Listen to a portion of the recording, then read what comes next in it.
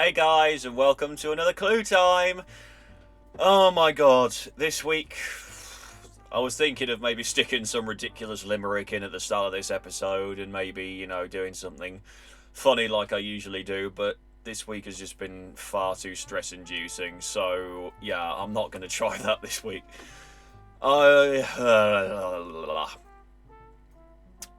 Let's just say this week has sprung up a lot of confusion. Because there are certain things that could be going on this series of The Masked Singer that I really don't agree with for many reasons. And yeah, it's very, very confusing. Very confusing. But we will get more into that once I start talking about the clues. So, yeah, you know what? I'm not going to do anything silly this week because my brain is just fried and I just want to get this episode of Clue Time over with. I've got the clues logged now. I know which ones I have to look at. I don't have clear guesses for quite a few people in this group. But, yeah, it's week one. This is the trouble. I put too much pressure on myself when I'm making these Clue Time episodes, which kind of makes me feel like I have to sort of... makes me think that I might stop doing them in future because, yeah, I don't know if I can handle the pressure of them sometimes. Let me know if you guys think I'm doing all right in the clip. But the trouble is, I have a tendency, because I do a YouTube channel, I have a tendency to take this a bit too seriously, and I want to get it right. So yeah, I need to loosen up a little bit, I think. Anyways, we'll get into it now. First thoughts: Group B. Tons better than Group A, no question. The singing talent in this group was phenomenal. Did I agree with the person that went out? As you probably saw in my initial reaction video, absolutely not. It was, it was an incredibly, that elimination, I was okay with it by the end because, I didn't think Wild Chicken Caesar, I thought, was a very, very good singer. Did I think he was somebody that could win the competition after hearing Piranha sing? No. So is it that much of a loss? Not really. Is it a loss in the sense that we don't get to hear the range that Alexander Armstrong actually has? Abso-friggin-lutely, because he is a phenomenal singer and I really wanted to hear more from him, so I'm gutted. Also, I forgot to mention that, I have to at least look smart this week, so this week necessitated the return of my glasses. Not really, I just need to start wearing them more often, and I haven't been. But anyways, let's carry on. Yes, I want to get this over with quick because I want to get out on our field today and go litter picking. Because when I was walking the dog, literally about half an hour ago, we walked past this one ditch and there was an Amazon box in there. Great! Really worries me sometimes how much people think they can just chuck that shit away. Excuse my language. Anyways, let's crack on. So, our first duel. Now, I called this. I have no idea how I called this, but in my gut, I just knew that these two costumes would be facing off for some reason. We had Air Fryer and Bubble Tea going up against each other. Just what the fuck? How I called this, I have absolutely no idea. But first up, we had Air Fryer. Now, obviously, the person in this costume can't do a massive amount. They have very, very limited mobility, which sort of made me think it was a person of maybe a slightly wider figure, sort of maybe like Susan Boyle or something like that. But as soon as she started singing, my head, I'll get it out eventually. The cogs in my head started turning, and they screamed at me, musical theatre legend. Everything about this person just screams musical theatre. So, I've narrowed this down to two people. Elaine Paige and Keala Settle.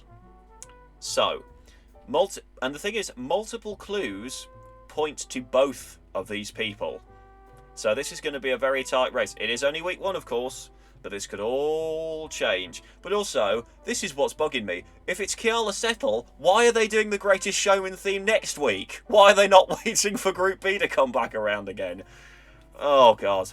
But anyways, so, with Air Fryer, as expected, it was set in a kitchen. But there was this whole demeanour around maybe it being like a cooking show or something like that. I had a little chat to my mate, who I do this with who I sort of look through the clues with on Instagram. And I did tell him earlier this year that I didn't want him to give me any names straight off the bat because I wanted to have a little look through. But if I had a solid guess, I'd tell him and then we could exchange opinions. So, he's very firmly in the belief that this is Kiala. Does Kiala have the time to do this? I'm not sure, which is why I sort of went more with Elaine, because she's done a lot more reality TV. And the probability of people doing this show usually is based on who has done reality TV in the past. You get a few surprises here and there, but Kiala has been in Waitress, the musical, but Elaine has put out recipes. She hasn't done any cooking shows, but she has recipes out there on BBC Good Foods. The roses, that was a very hard clue because they were in the background, but Kiala has a song called Rose, but Elaine has famously worn a dress with roses on it, and she also has one of those birthday gift roses that you can get from garden centres named after her. There is a rose called the Elaine Paige Rose. That is insane. But yeah, they give so many names for these roses, it really confuses me. But this was where things started to blur a little, because the shield with the sword on it, I wasn't sure what that referenced. Then I noticed that the sword had blood on it, so I thought maybe a play or a TV show about a murder. Elaine has been in Midsummer Murders, but Kiala has starred in Murder in Provence on stage. So again, another thing about, another reference to both of them. Not sure what the being judged and the results coming in clue was about, so I'm going to leave that one, because I don't know. I don't know. I honestly don't know. That's all I know. The sparkles cost extra. The only I can link that directly to Elaine, because she did the Christmas special on Strictly. Kiala, I don't know if that's a Greatest Showman reference or not, I'm not sure, but surely that has to mean something. You don't just mention about sparkles unless you've done a TV show that has a lot of sparkles. Or it could be a Susan Boyle reference because she did Britain's Got Talent. I've no idea.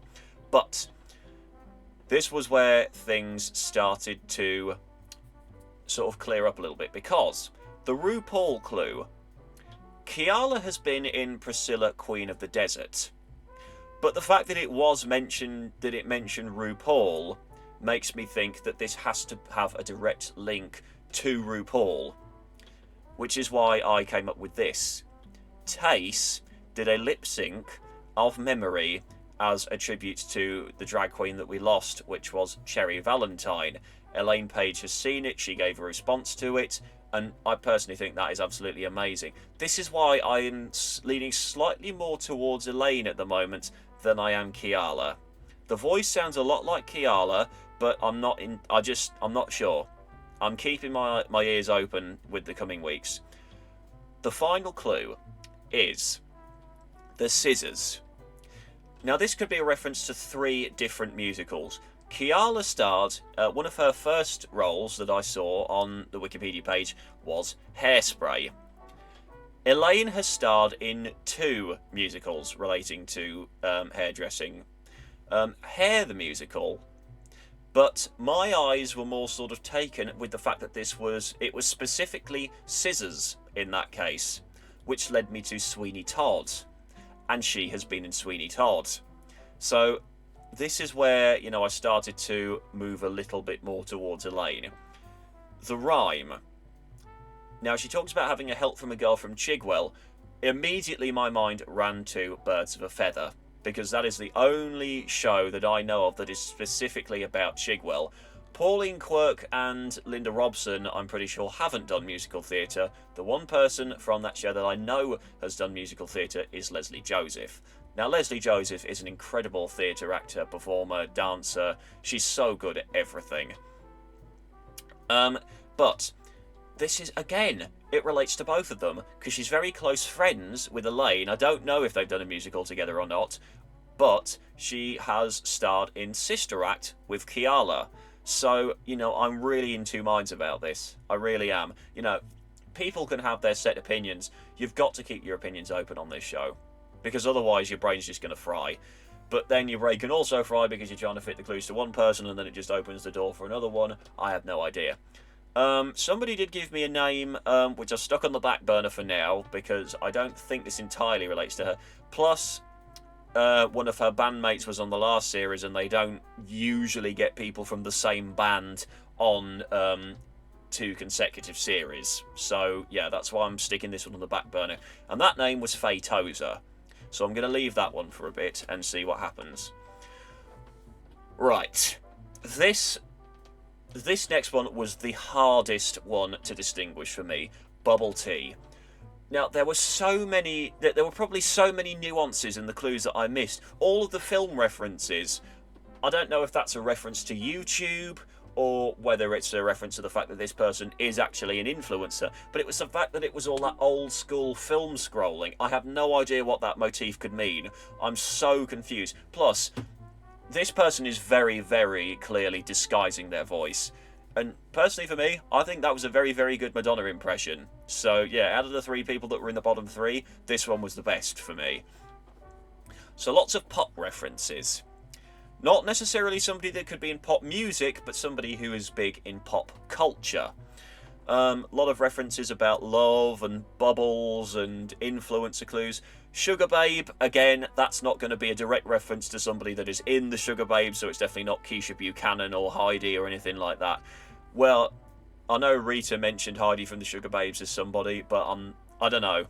The fact that they mention the band name, it just seems too on the nose, which is the same with the In-Betweeners clue. The fact that the name Emily was on the package, that just seems way too on the nose.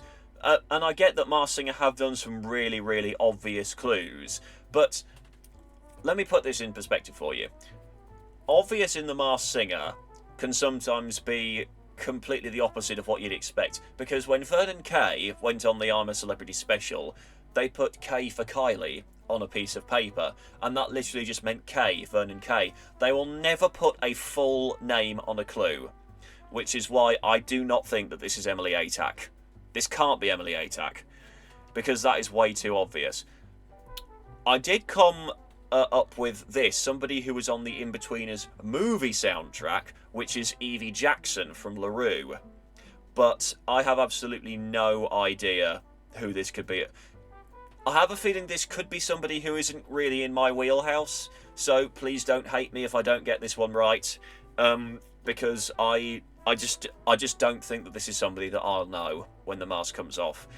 The other thing was Emily Atack's pregnant right now, and while it's not uncommon for pregnant women to do this show, bubble tea isn't really a costume that could disguise pregnancy. And yes, they did film this way back ago, but I don't know how long ago this was filmed. It might have been like tail end of the summer or something like that. But yeah, she's in like second trimester right now, but even in first trimester, I don't really think that wearing a costume like that is a very good idea. And for context, let me give you something. So the Candy Floss costume on Belgium turned out to be, if you don't want to listen to this, then skip this bit. That turned out to be a Belgian singer and TV personality called Nora Harib, and she was pregnant before filming of that series started. But she had, and they could very easily fit the skirt that she had over her baby belly. But 2 weeks before filming started, she had her baby. So, you know, that it didn't matter during filming because she'd had her baby by the time that filming started. So that's what's making me doubt that it's Emily, because I very much doubt that a pregnant woman, you know, would want to do this show if the costume was that form-fitting, even in the first trimester. I don't know. I could be completely wrong. The one thing that I just cannot figure out for the life of me is the riddle, which is lending her voice to the sound of lamb curls. I looked through the Shaun the Sheep movie cast. Nobody really of note there aside from Justin Fletcher and a few of the other voice actors, and most of them aren't really that well known. Wallace and Gromit, most of the ladies on there aren't young enough to be Bubble Tea. This is definitely somebody young. I just have absolutely no idea. This is definitely going to be a really, really hard one for me to figure out. Now, this is where I'm getting confused. Because I hear what people are saying with Owl, that this could be Lorraine Kelly. But if it is her, then what the fuck, ITV? Because I saw her in that first episode, on that promo shoot, of her on the judging panel, guest judging. They will not have somebody who is in a costume come back and be a guest judge on the same series. It defeats the secrecy element of the whole thing completely. And yes, the audience will be signed to non-disclosure agreements, but they will mention if somebody has done the show before and has come back on the guest judging panel, they will immediately say what costume they were in. No way are they going to have somebody who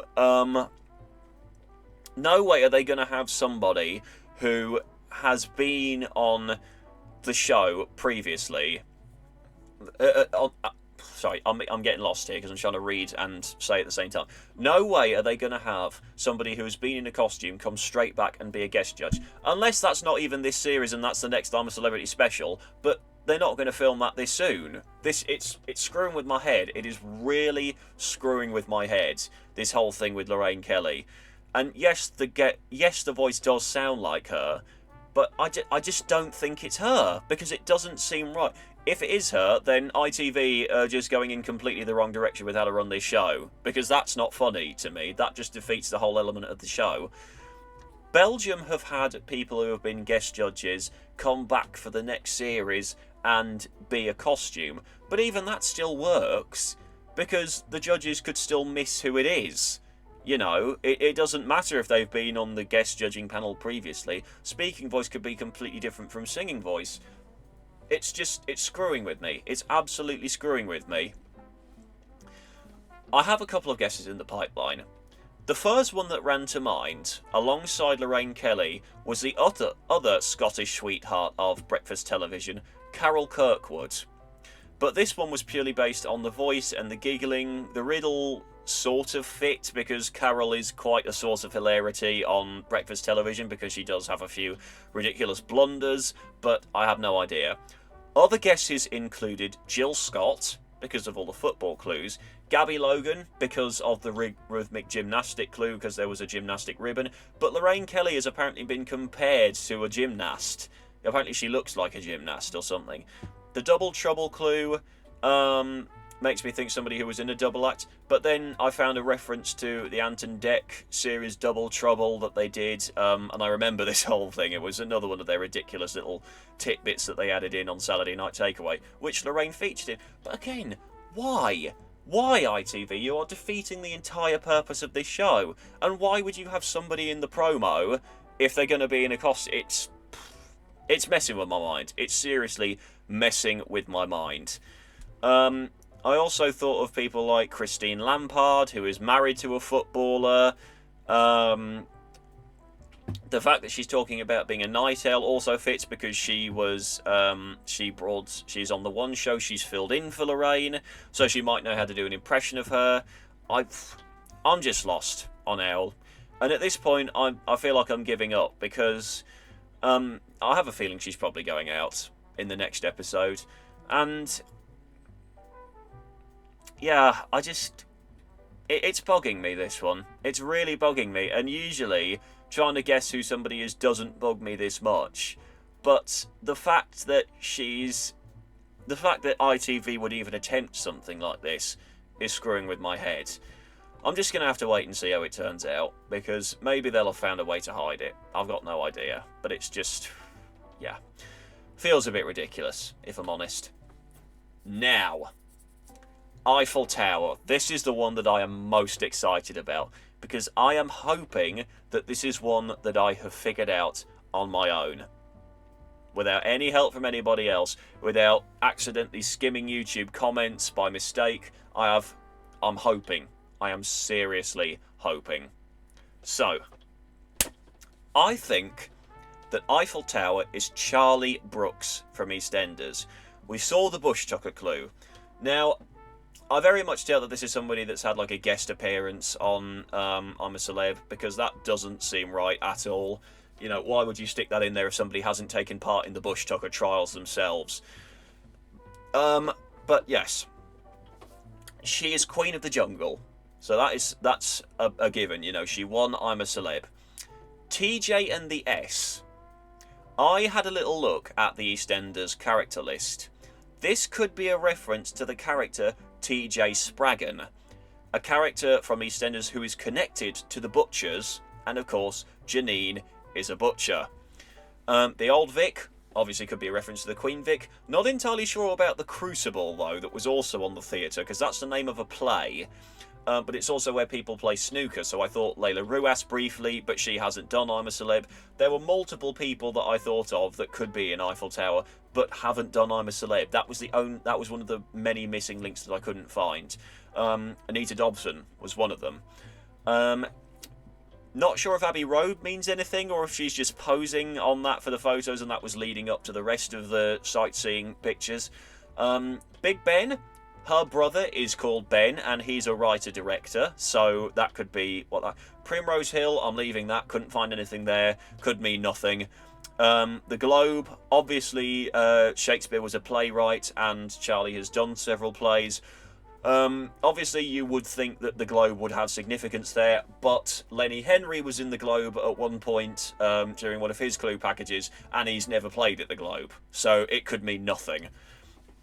No idea what the Sex and the City text was about. Couldn't find anything there. All I could find was, with the year that the text was dated, was that Charlie sort of restarted her theatre career in 2007.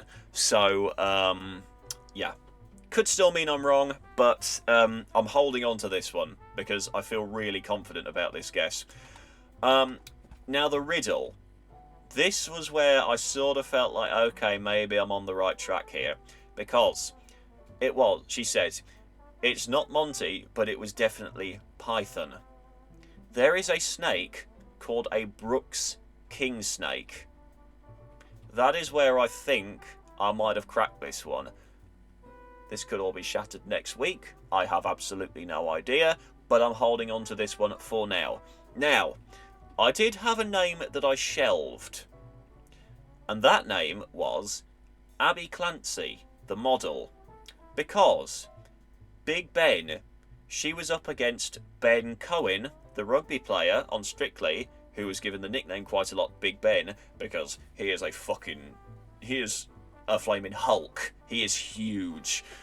Abbey Road could be a very subtle nod to her name. She has never been on I'm a Celeb, but she did do the parody on Saturday Night Takeaway, which is I'm a Celebrity, Get Out of Me Ear! The one where Ant and Dec have earpieces in your ears and they're giving you instructions to do really silly stuff. The Vic, she has been a Victoria's Secret model. TJ Sherbrooke is a director who she's close with, I've seen, but I don't know if he's directed any of the TV shows that she has featured in. Not sure what that could be about. She doesn't have a link to the Globe, but she does have a link to the riddle in that she's had a snake print dress that she's modelled. And Mr. Big could be a reference to her hubby, Mr. Peter Crouch, who is a flaming giant. Like, he's even taller than me. I'm 6'3", he's 6'7". Like, bonkers. Bonkers. So yeah, Eiffel Tower is the person who I feel most confident about finding the clues off my own back. But still, it's definitely not Geri Halliwell. That's for sure. There's not enough clues in there that fit her. So, Chicken Caesar. I knew this voice from the minute I heard it. I had absolutely no idea that Xander was born in Newcastle, but I love that he was, because I've got blood from up there. Had no idea that he'd starred in a film with Kim Cattrall either, because I haven't watched the Horrible Histories movie and I need to. The Mug Clue, that one was a bit far-fetched. The Brit Award, obviously he hosted the Classical Brits. The whole Emperor demeanour was a clue to the fact that there is an emperor called Alexander. Explorer was a clue to the fact that he has done many travel shows. 70 was a clue to the year that he was born. Heard around the world. He's obviously done, films and that. They've reached outside of the UK. I haven't got time to go into what the rest of the stuff is, but yeah, he was probably one of the easiest to guess, even though the panel didn't guess him. But I'm shocked that they didn't recognise his voice. I'm really shocked that they did not recognise his voice. Now, the final person to sing on the night, Piranha. If you guys watch my clue analysis, I did not think that this person was a professional singer at all. And when he walked out on stage, I still did not think that he was a professional singer, up until the point that he opened his chops and started singing. And I was like, well, I got that wrong, didn't I? Literally, I made the exact same mistake with Charlie Simpson in the Rhino outfit last year. I literally thought it wasn't a professional singer, and then I was like, oops.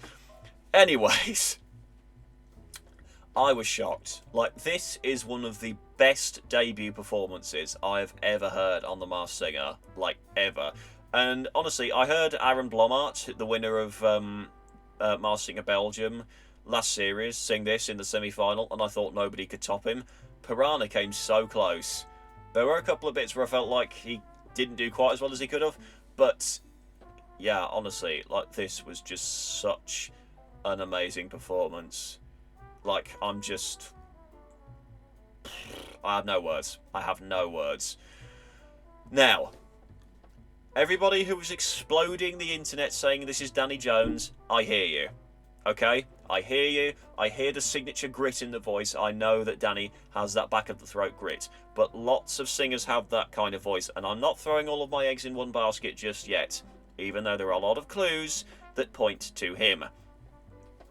The other person that I want to throw into the ring, because of the way that I heard Piranha pronounce some of his vowels, is Tom Odell. I heard he had a sort of noise that he made when he pronounced his A's and O's. And the one person that I know that does that is Tom Odell. So I'm just sort of holding on to both names for the moment, because the height difference isn't that big. Like, Tom's about 5'8", Danny's 5'10", and that Piranha outfit is very, very deceiving on how tall that person could actually be. So both people could still be in the ring. So the whole anxious manner could either be acting, or it could be an actual real-life reference to the fact that Tom has suffered massive anxiety throughout his life, and he's been very open about it, about the fact that his anxiety has caused him to have a lot of panic attacks throughout his life. And yeah, he's really, really being open about it and sort of sharing his experiences to help other people. So, that's where I went with that.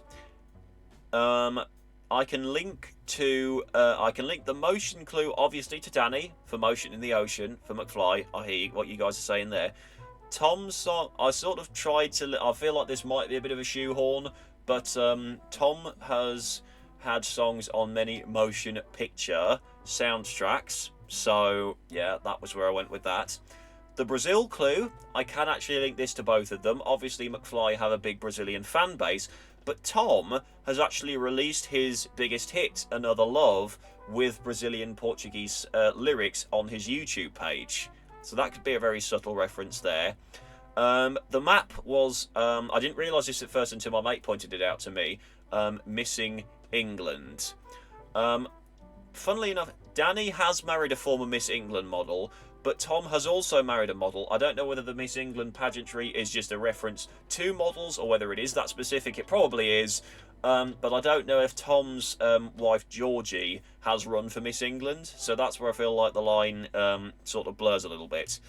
Now, the bit with all those freaky little fairground things, I really hope they don't keep those in fairgrounds these days, because that is fucking terrifying. If you want to look at those clues as a collective, you could look at it in the fact that Tom has an album called Monsters. So that was where I went with that. If you want to look at them separately, that's where you can relate them to Danny a little bit. The Devil could be a reference to the fact that Danny's bandmate Tom Fletcher was a devil for Halloween on Strictly.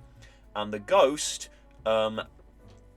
is a reference to the fact that he has duetted with our very own Masked Singer ghost, Chris Kamara. And all of a sudden I realised, oh yeah, Chris actually mentioned that when he was unmasked. So there are multiple clues that you could look at these clues multiple different ways, and they'd lead to both people. So yeah, it's very, very, it's hard to distinguish at the moment, but I'm going to have to wait until week 2 to fully distinguish who this could be. But yeah, I can see why people are jumping at Danny Jones, because if you listen to McFly that often, then you're probably going to get it right. And plus, Danny's done a lot more reality TV, like a lot of the McFly boys have, so I could see him doing this. Not sure if I could see Tom doing it, because I feel like he's more sort of an In the Shadows musician. I don't know, this could be a way of him sort of trying to get a bit more exposure and sort of overcome his fears. But we'll see how we go. The riddle. I'd rather eat popcorn on this special night. This was the one thing that I thought would break the chain, but I have still managed to find a way to make this clue fit both people. I can't believe it. There is a brand of popcorn called Jones Popcorn. I don't think it's still around, because I think it's sort of gone out of business now. But there was also an old-fashioned popcorn topping oil called Odell's Super Kissed Topping Oil. Like, as Nicole Scherzinger would say, this is doing my mind grapes in. My mind grapes are exploding. I'm just... Oh, God. When these clues relate to so many different people, it hurts. It seriously hurts. And the worst part is, when you can make so many clues fit for one person, but then there's that one little missing link that doesn't work. And it's doing my head in. It is seriously doing my head in. Oh, God. But yes, I'm so glad that I finally managed to get this video recorded, because I needed to. Like, I seriously needed to get this one recorded, because this week, like, the first weeks of trying to figure out the Masked Singer contestants is stressful. Next week, as soon as I start getting stressed about, you know, who a person is, or over-stressing, I'm going to walk away from the computer screen. I can't be stressing like this all the time. It's not good for me. But yes, that is it for this week, ladies and gentlemen. Thank you so much for joining with me and bearing with the fact that I have not been in the best of moods for the past week. It's just... yeah. There's a lot going on right now, and as I mentioned last week, you probably remember, there is a lot going on with my family right now, so the mood is... It's going to take a while to pick itself back up again, I think, in this household. But yes, thank you so much for joining me once again, everybody. Thank you for putting up with my ridiculous bullshit. And yes, I will see you for week 3. Greatest Showman theme week. I cannot wait. Cannot wait to see how this turns out. But yeah, I'll see you next week, everybody. Bye-bye.